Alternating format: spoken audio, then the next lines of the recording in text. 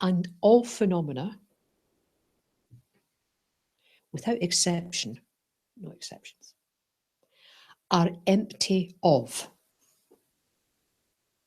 what? Self. So empty of myself and all phenomena are, oh, good God. Do I sound like that?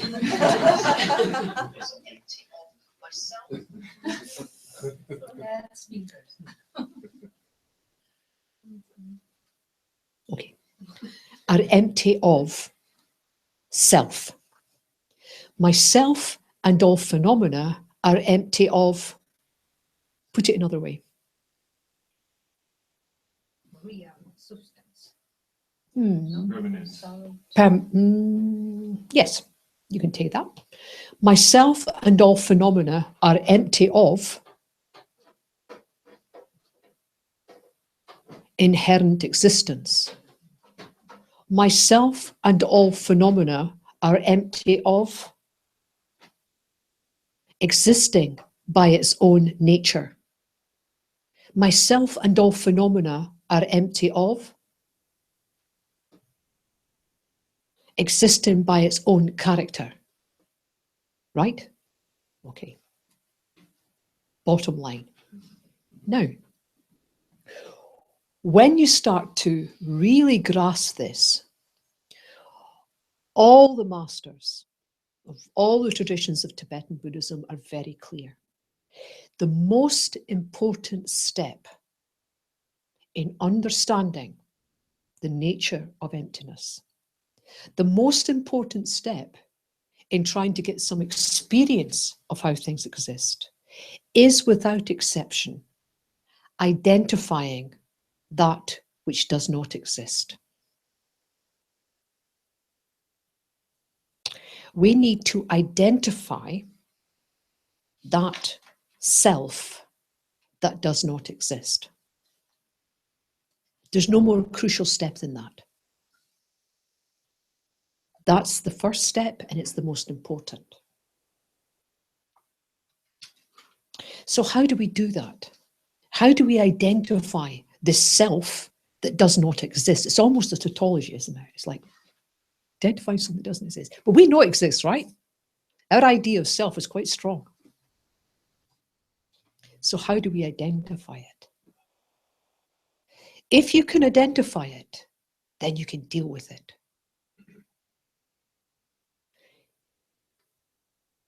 If you can identify it, then you should be able to find it clearly. So first of all, what we'll do is do one meditation to try and identify it. So just calming the body and mind.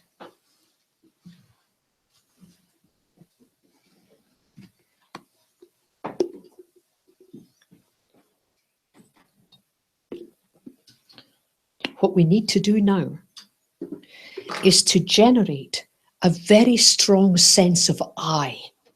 Generate a really strong sense of I. See it arise. See it hanging about doing its job.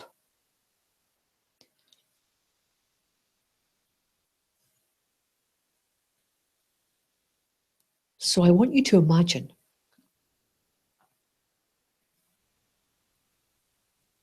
that you're on holiday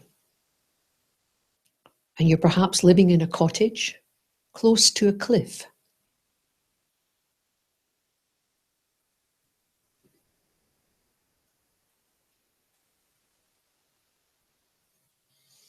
It's been raining for a few days and you've not been able to go out.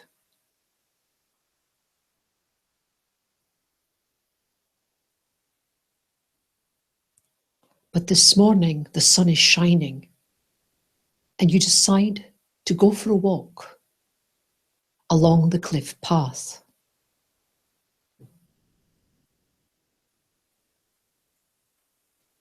And you're very happy walking along.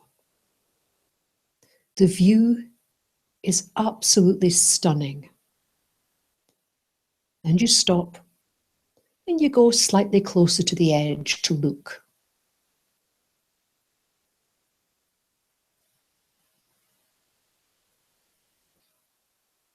And before you know it, the ground beneath your feet begins to crumble. The rains have made the ground very unstable. You're teetering, afraid to take a step backward in case that causes the ground to collapse even more. More and more the ground starts to crumble away. And you start to fall forward. There's nothing to help.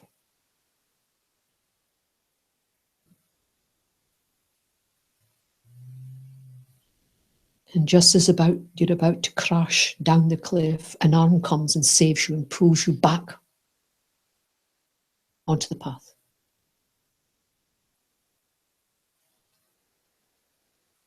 How strong was that sense of I as the ground started to crumble? You were about to fall to your death. How strong was that I?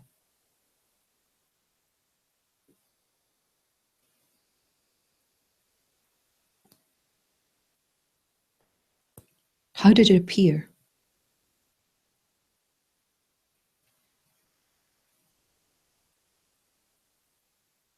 What was it like?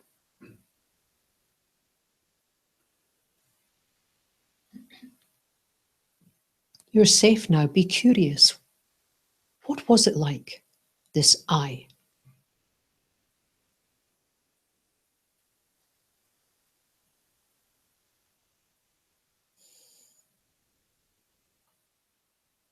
And as you're lying on the grass, on the path, safe, how does the I appear to you now?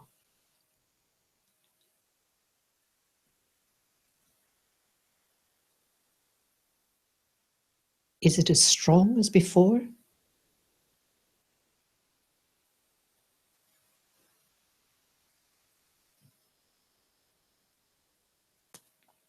Try to find it, identify it.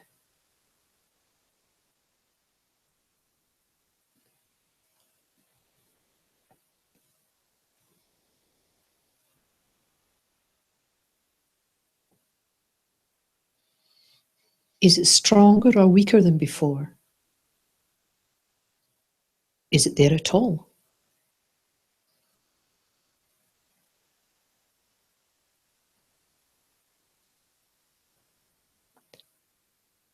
Where was it before you nearly fell?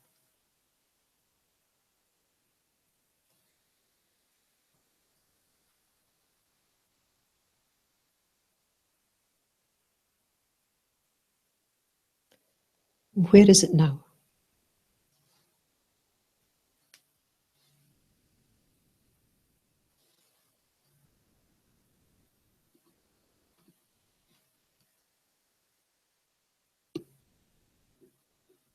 If you like, spend a few minutes doing the exercise again.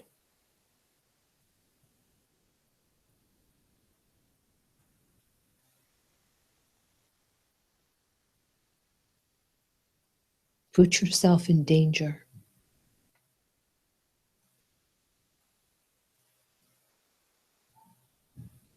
Now watch the I. What does it do? How long does it stay? And where does it go?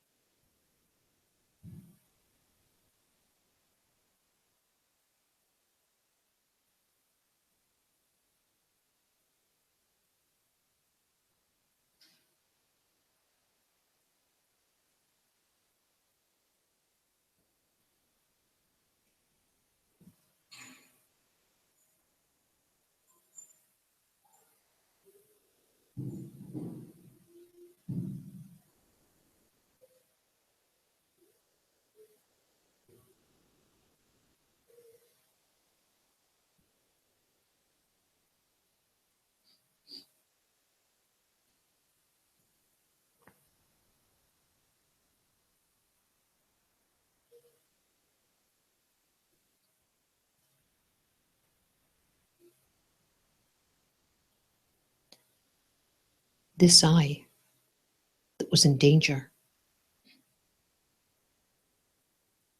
how did it affect my body? How did my body respond to this I?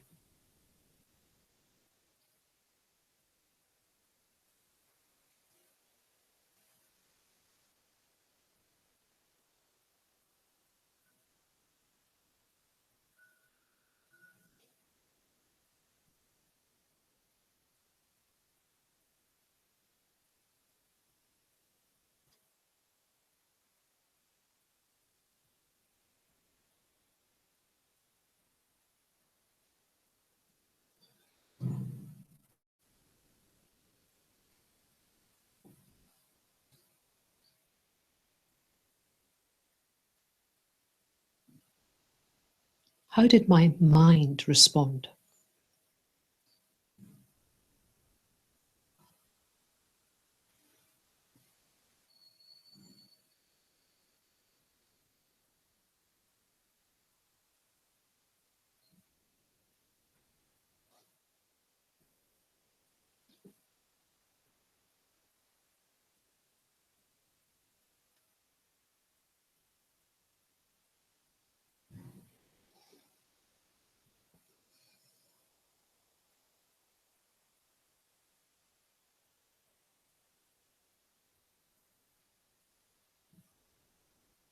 This inherently existing I is always with us. This hallucination, it's always with us.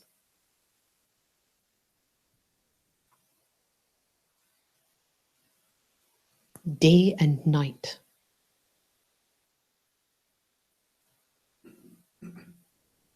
Sometimes stronger, sometimes weaker.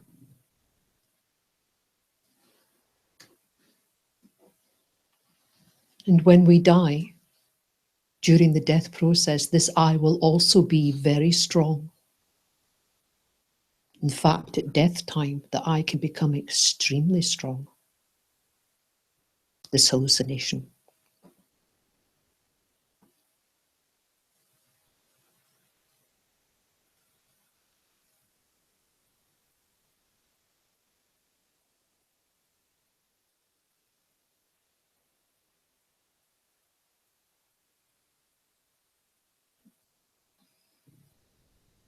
So strong, this sense of I.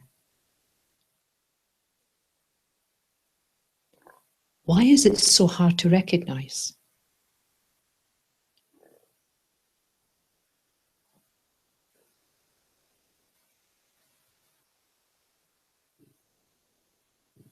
There's never a moment it's not with us, yet very hard to find. Why?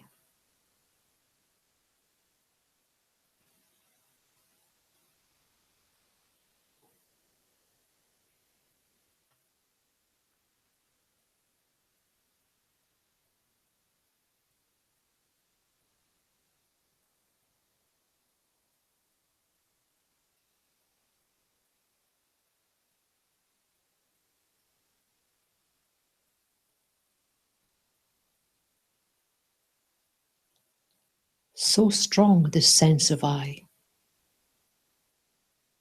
Why is it shy of scrutiny? Why is it so elusive when I try to find it? Why?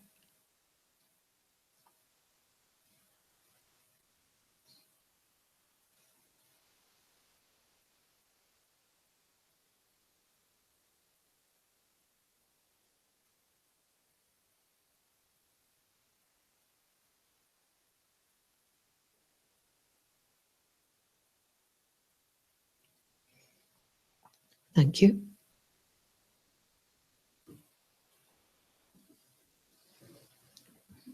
Please turn to the person next to you. Only 5 minutes. How did that feel for you? Just 5 minutes, just the person next to you. Don't go into any. How was that for you?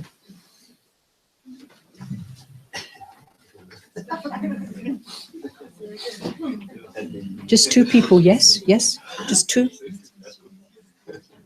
Or 3, don't worry. Don't worry. 3 be fine.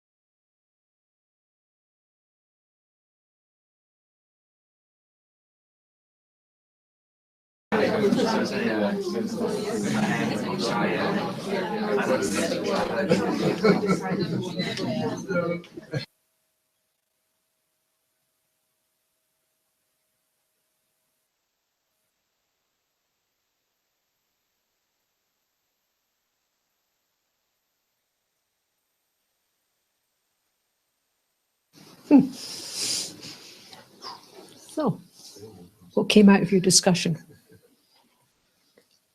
You see what we were aiming for, yes? You can see what we were aiming for in that meditation. To really make absolutely up front and center this self-existent I. Really make it clear. So any experience you've ever had, whether it's anger, fear, jealousy, whatever, it's so worthwhile bringing it up. And then with a detachment, looking at it. Where was it before? What did it look like? What did it feel like? How did my body respond? How did my mind respond? And after a while, where did it go? The strong sense of I. You see, if the great masters say the most important thing, the most important step is to identify what they call identify the object of negation. That's what they call it. Identifying that which does not exist. If you can't identify it, how on earth can you find it? So you have to make it manifest. So that's what this is about, making it manifest and then looking at it. So what came out? What happened? Share.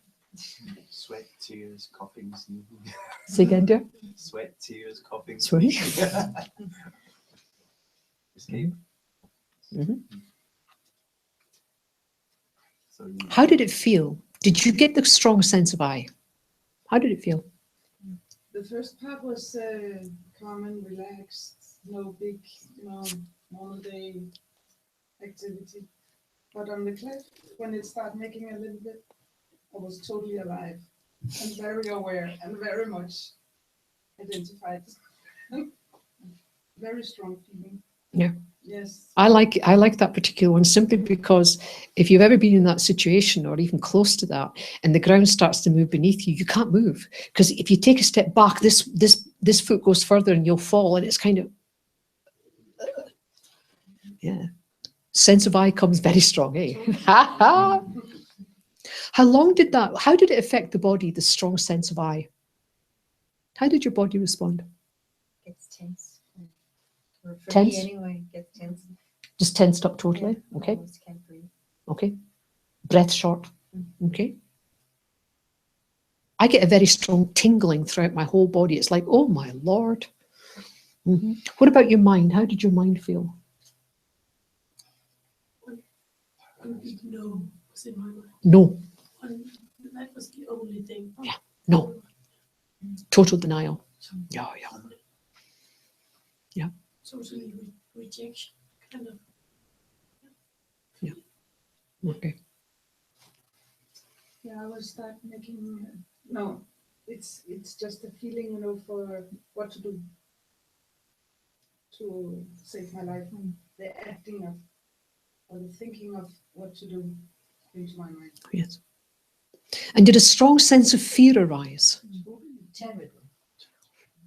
Really. I was telling them about my own experience, which happened to me. I was in India with the tsunami, and then it was a fear to disappear in a way. I couldn't touch the weather. It was terrible fear.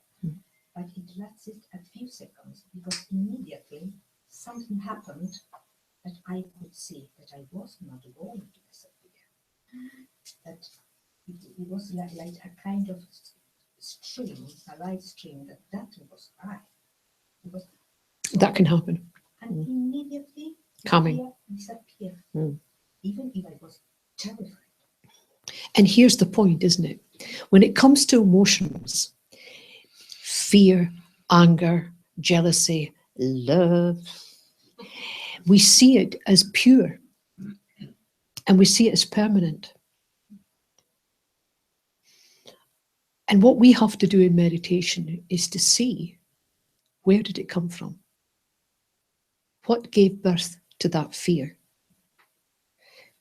In the same way we did the exercise before when we were criticized and this anger came. And I asked you to look at, can you see this anger is arising on a very strong sense of I? In this situation, exactly the same. The strong emotion of fear arose from a strong sense of I. Now, I'm not right or wrong. This is not where I'm going with this. It's seeing that fear does not come in and of itself. It is mutually dependent on what? What gave rise to that? The I. And so when you do this meditation, you try to go deeper and deeper and deeper and see where it arose from. We're used to staying with the emotion, right? But here it's asking you to go a wee bit deeper, see where it arose from. It didn't just spontaneously appear. No. See where it came from. Because that's the important thing, the I. This self-existent, independent I that is with us morning, noon, and night. That is what we cherish. That is the source of all suffering, without exception. And that is the I that we challenge. That's what we challenge. We have to find that object of negation. If it exists, we ought to be able to find it. I don't want any woolly thinking here. If it exists, the way we think it exists, we ought to be able to find it on examination. Does that seem reasonable? I think that's reasonable. Anything else come up? We just briefly discussed the situation where it's not fear of dying, but like kind of relief. Like if it's kind of like you escape. It's a good thing. Like you almost would like to die. Yes, yeah. There is a grasping. It's true at death. They say there's not just a grasping at a new life, but actually there's a grasping at a type of annihilation. Annihilation where everything stops. You almost grasp at that. Yes. Yes. It's almost as if you're grasping at non-existence. There's a kind of relief comes with it. Because I have to tell you, a strong sense of I is exhausting. It is absolutely exhausting. People say they've no energy. Reduce your concept of I, you get a lot more energy.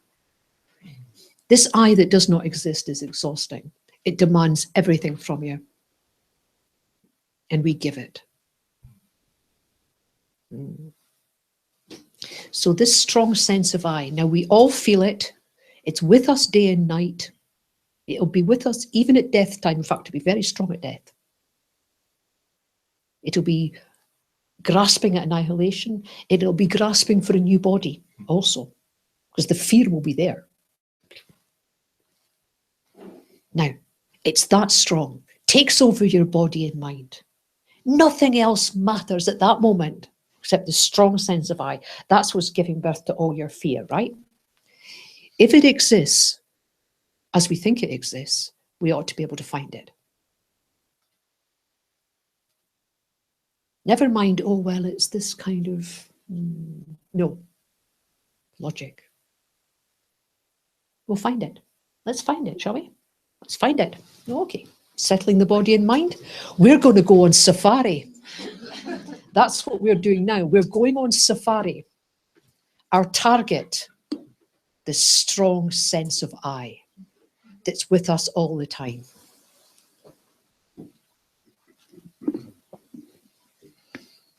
So settling the body and mind, calming.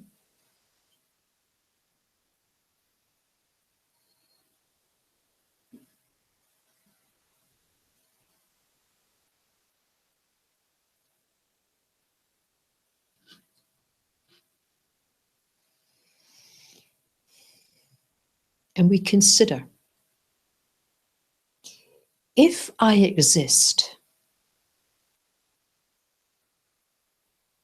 the way I think I exist, inherently.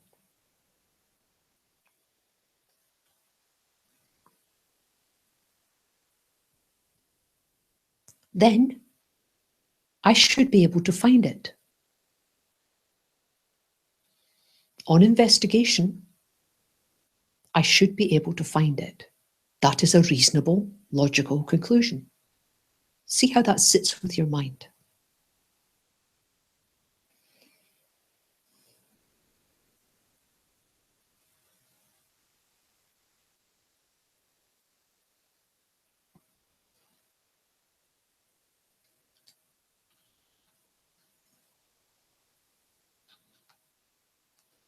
If I exist the way I think I exist, how could I not find it? This I.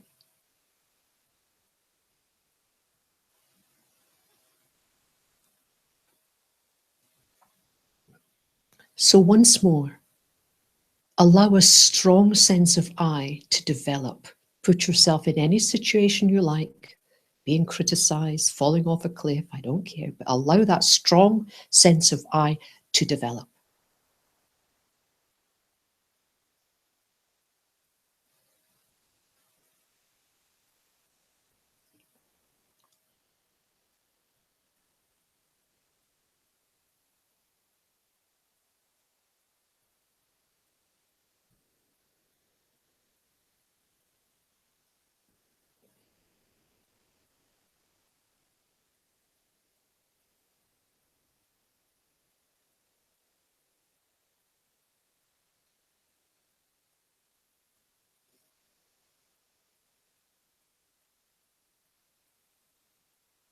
If I exist the way I think I exist, then it can only be in one of four ways.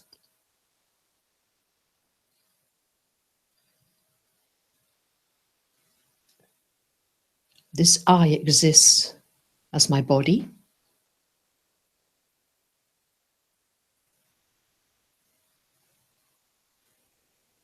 this I exists as my mind,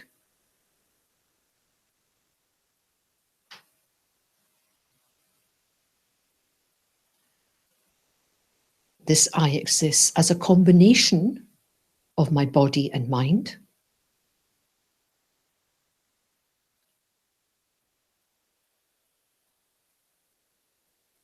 or this I exists separate from the body and mind. There's no other conclusion, so consider that. Existing as my body, as my mind, as a combination of my body and mind, or separate from my body and mind. Think about it. Is there a fifth conclusion?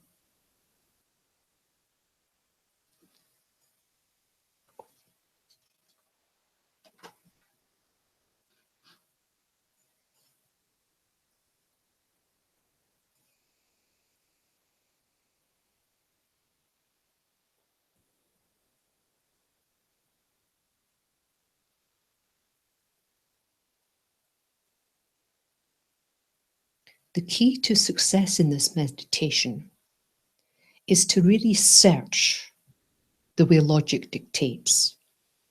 Don't dismiss any part of this, really search.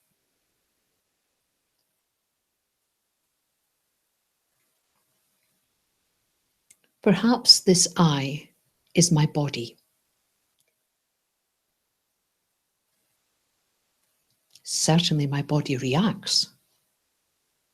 Is the I the body?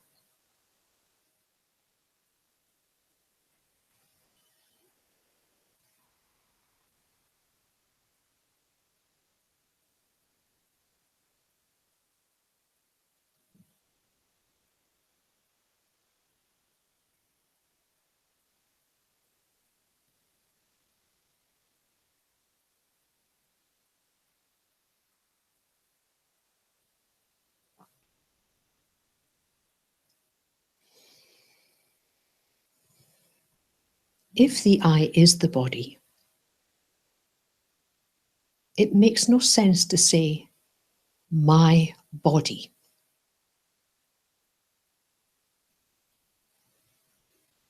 This wouldn't make sense. Because the possessor, my,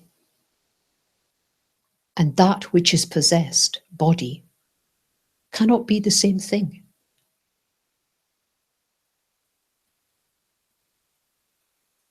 Yet the idea of my body is very strong.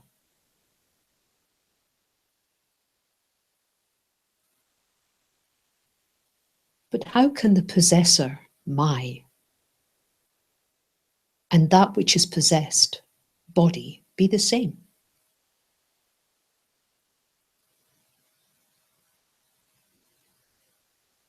And more than that, it doesn't feel the same. And repeat to yourself, my body. This idea of possessing body. Something seems to possess the body.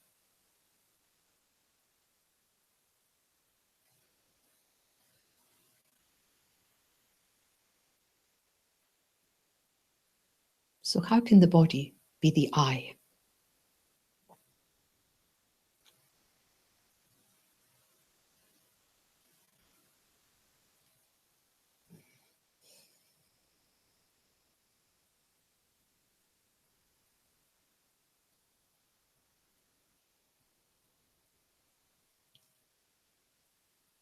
If the I is the body, then I know that I can learn, I can develop faith, I can trust. Does the body do the same? Can the body develop faith, trust? Can the flesh and bones and blood do this?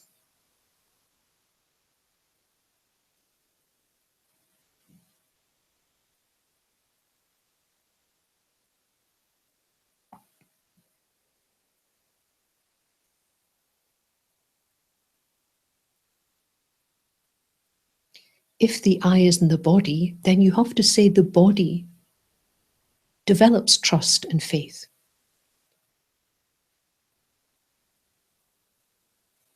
And clearly it doesn't.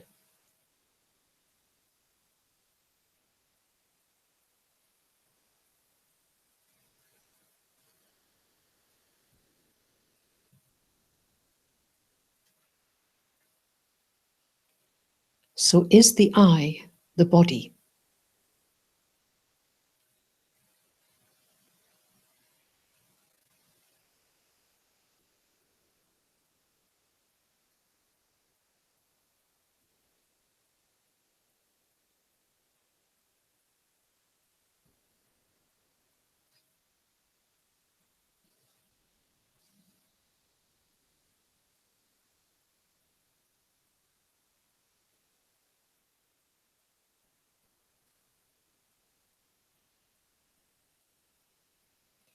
Perhaps the I is the mind.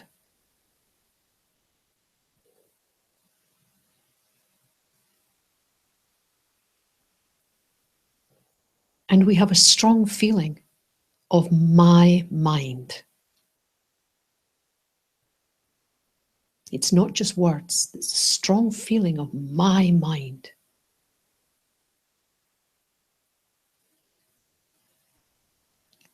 How can the possessor, my, and that which is possessed, mind, how can it be the same?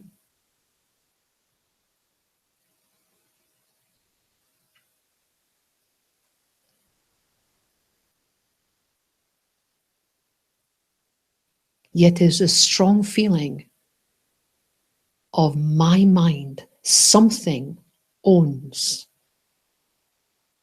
mind.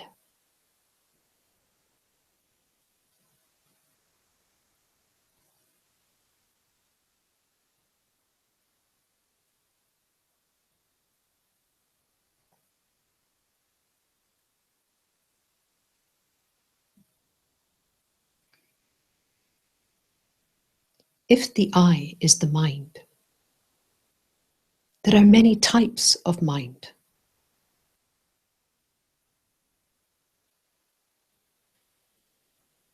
Does that mean there are many I's?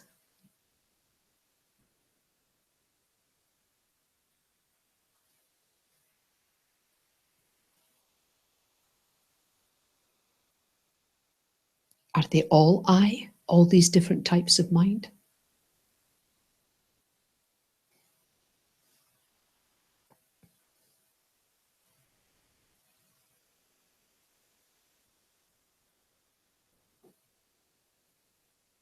Stay with it now, stay with it. Perhaps the mind, the I, is only one type of mind.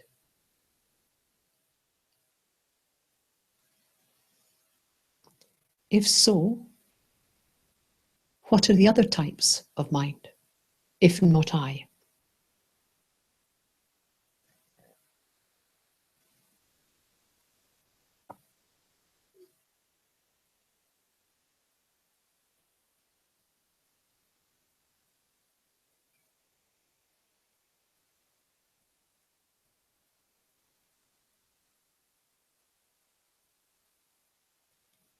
How many times have we said or thought, I know my own mind?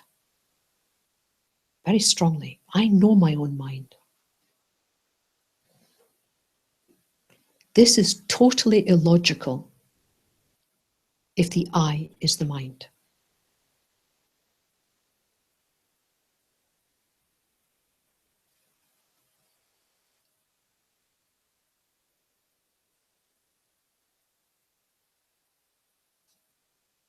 Clearly, the I is not the mind.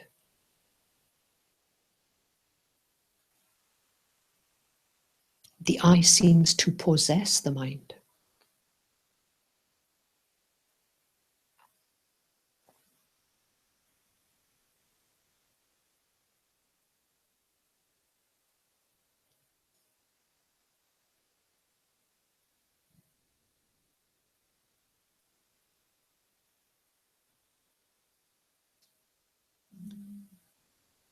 If the I is not the body, and it's not the mind,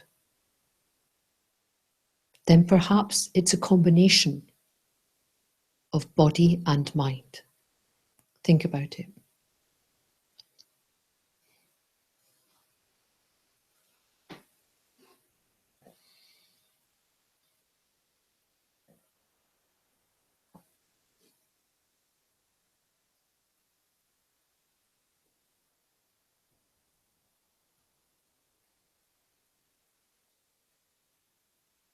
It's quite attractive to think the I could be a combination of body and mind.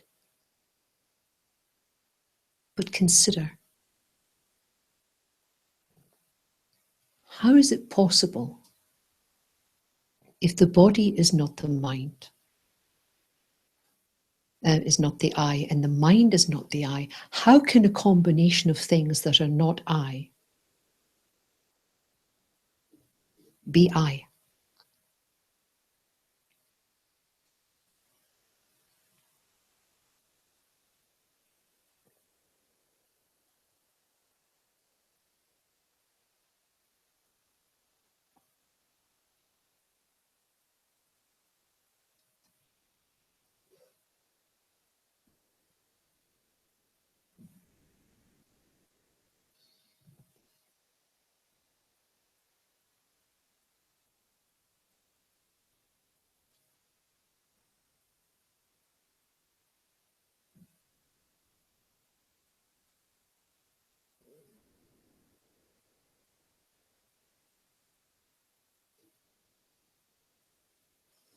If the I is not the body,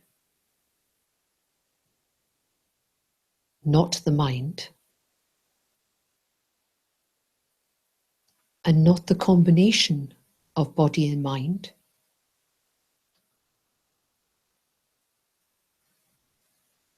then there's only one option left. and that is that it's separate from the body and mind.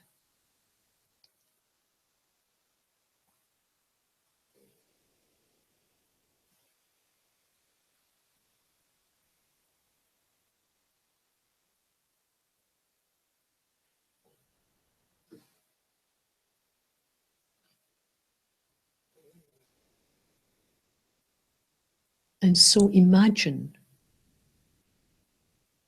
that your body is beginning to disappear. Like breath on a mirror, from the outside in towards the heart, slowly dispersing and slowly disappearing.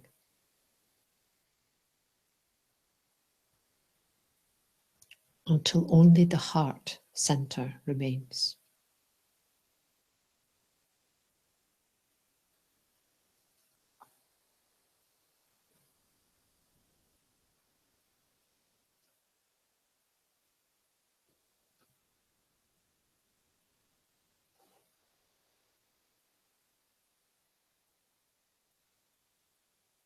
And now even the heart center, the seat of the mind, begins to slowly disappear.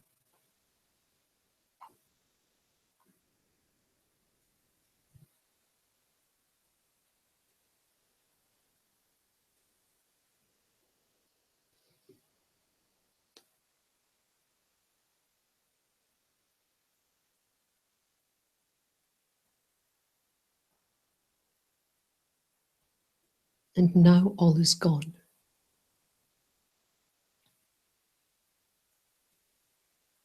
Where is the I?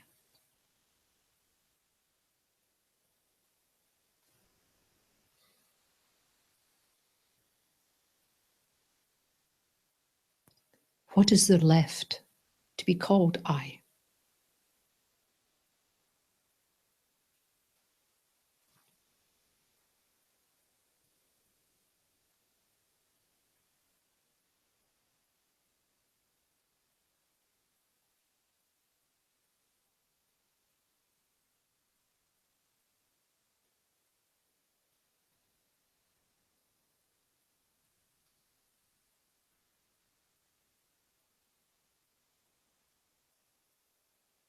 There is no fifth possibility.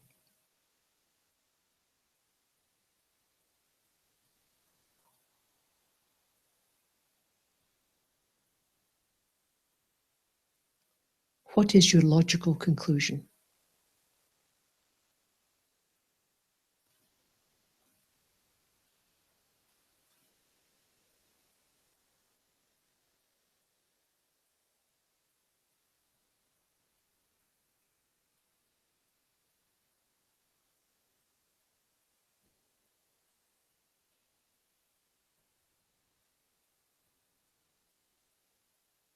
This false, hallucinatory, strong sense of I, normally so vivid, does not exist at all.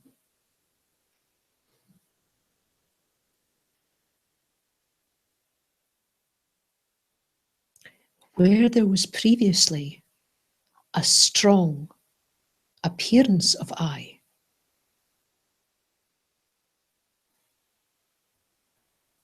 there is now an absence of that I.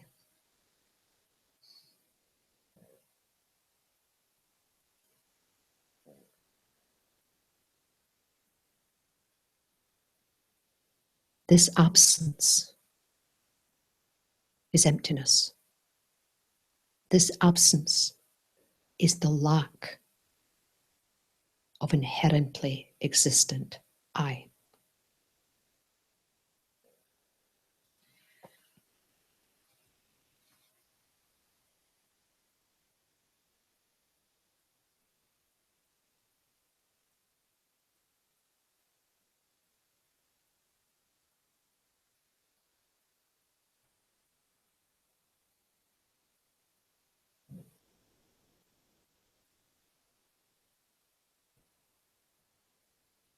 Yet Of course I exist.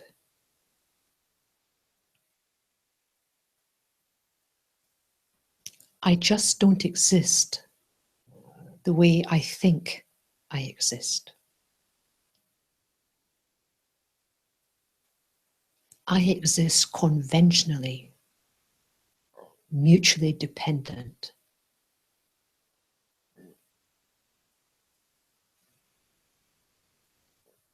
And this is worth exploring. Allow that to build up in your mind. The false I does not exist.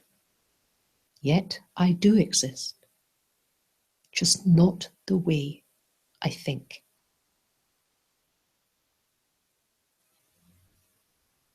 I exist conventionally, mutually dependent, and this is worth exploring.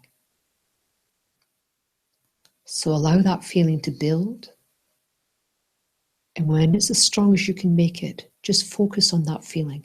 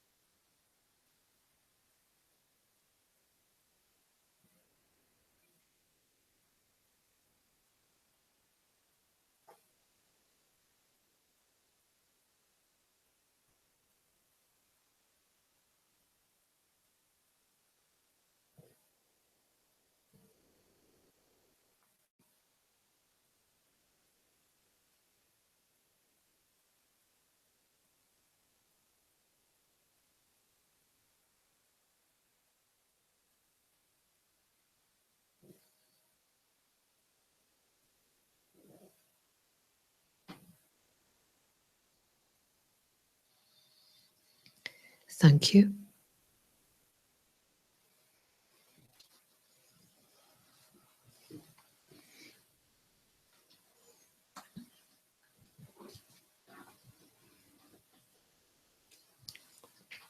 So again, I want you to discuss in pairs of threes how that went.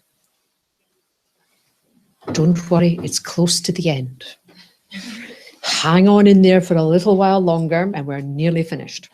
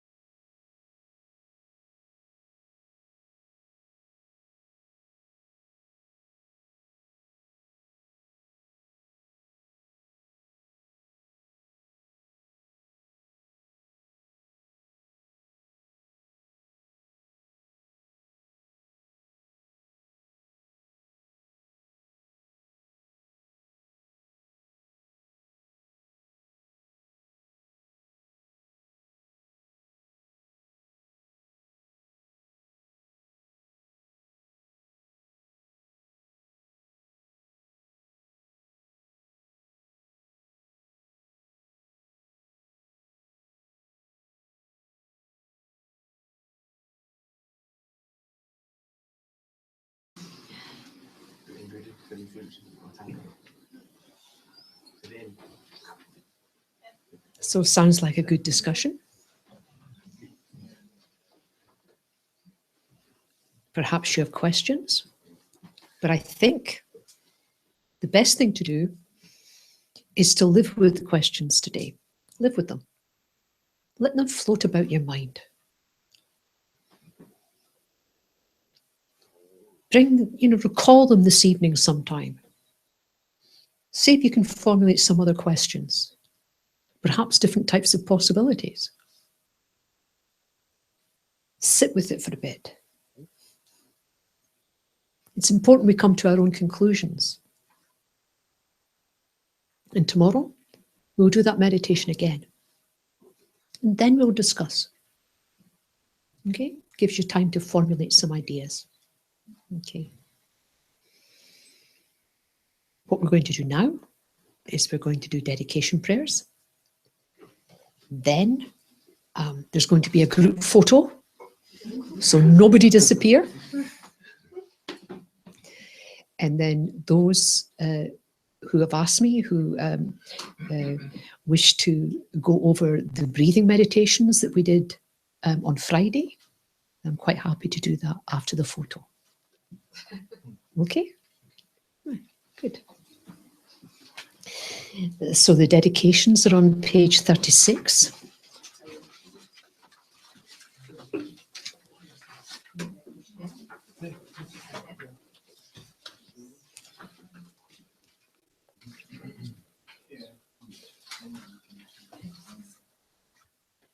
So in the same way that we don't rush into motivation,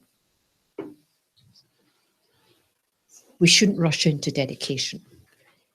It's around about page 36, and it says dedication prayers. or end of 35. Or end of 35. Yeah.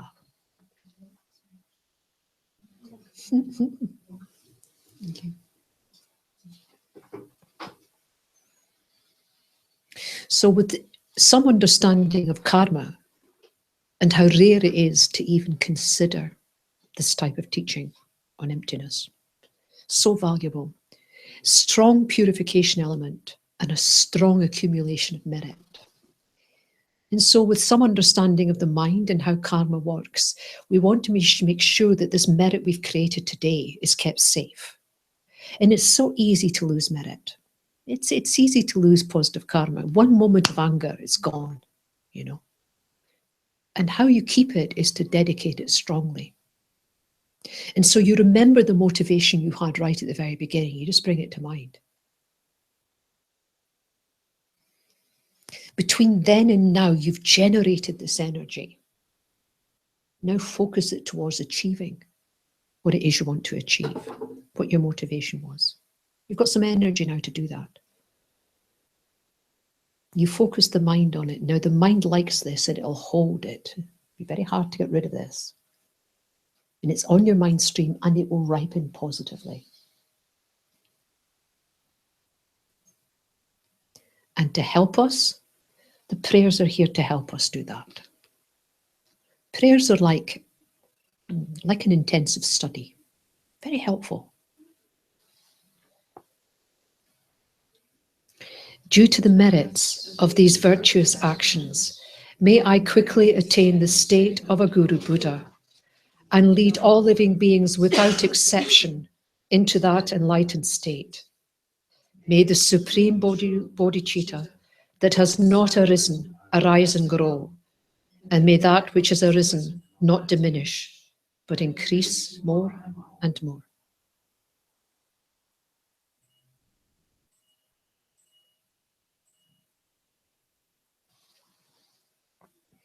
And I want to thank you very much for putting up for me the whole day. Well done. Well done. I hope to see you tomorrow. And tomorrow, we're going to be focusing more on how we do exist. We're spending a lot of time on how we don't exist. Okay, that's good. That's very good. But it'd be quite nice to balance that with how we do exist. Because, interestingly, within the Dharma, these two things come together. The way we don't exist and the way we do exist seamlessly. And that's what we'll look at tomorrow. Thank you so Thank much. you. Thank you. Photo Can I time. just give short Of- information? Of course. For those of you who are not coming tomorrow, there's a feedback form up at the table at the entrance that we would very much like you to fill out.